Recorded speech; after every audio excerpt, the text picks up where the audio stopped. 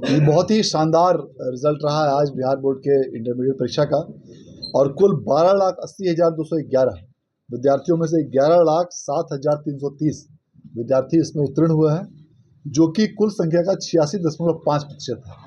और महत्वपूर्ण बात यह है, उल्लेखनीय, कि तीनों ही संकायों विज्ञान, वाणिज्य और कला, तीनों ही संकायों में छात्राओं का पासिंग परसेंटेज छात्रों की तुलना में ज़्यादा रहा है।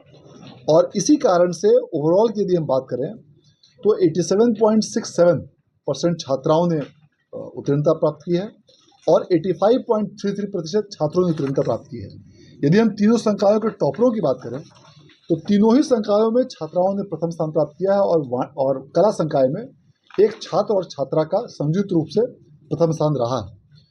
विज्ञान संकाय में सुश्री प्रिया जायसवाल ने 484 अंकों के साथ में प्रथम स्थान प्राप्त किया।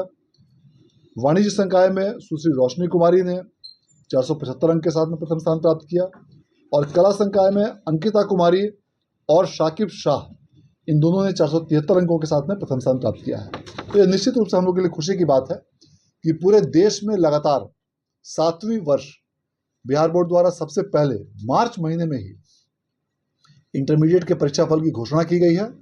और यह संभव हो पाया है कि कई प्रकार के हम लोगों ने नए आधुनिक तकनीक का, आईटी सॉफ्टवेयर्स का और अपने बिहार बोर्ड के द्वारा डेवलप किए गए कंप्यूटराइज्ड फॉर्मेट्स का हम लोगों ने उपयोग किया, जिसके कारण गुणवत्तापूर्ण तरीके से इस रिजल्ट को अच्छे रूप से प्रकाशित किया गया। इस बार प्रोत्साहन राशि को भी दुगुना किया गया है।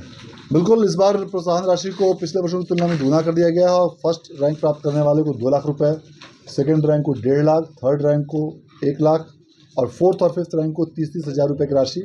और इन सभी विद्यार्थियों को एक लैपटॉप, प्रशस्ति पत्र और मेडल भी दिया जाएगा। और इसके अलावा इन्हें आगामी शिक्षा के लिए 2500 रुपये प्रति माह की दर से स्कॉलरशिप भी इन्हें प्रदान किया जाएगा। सर, और कुछ क्या है इसमें नया इस बार? इस बार देखिए, जो भी विद्यार्थी यदि किसी कारणवश अपने परीक्षाफल से संतुष्ट नहीं है तो वे स्क्रूटनी के लिए 1 से 8 अप्रैल तक आवेदन कर सकते हैं। और यदि कोई विद्यार्थी इसमें उत्तीर्ण नहीं हो पाए हों तो वे भी कंपार्टमेंटल एग्जामिनेशन के लिए 1 से 8 अप्रैल के बीच में आवेदन कर सकते हैं। और उसका भी परीक्षा फल के प्रकाशन का लक्ष्य आगामी 31 मई तक रखा गया है, ताकि वैसे स्टूडेंट्स का 1 साल बर्बाद नहीं हो। इन सभी विद्यार्थियों को जिन्होंने आज की इस परीक्षा में उत्तीर्णता हासिल की है, उन सबों को हम लोग शुभकामनाएं और बधाई देना चाहते हैं।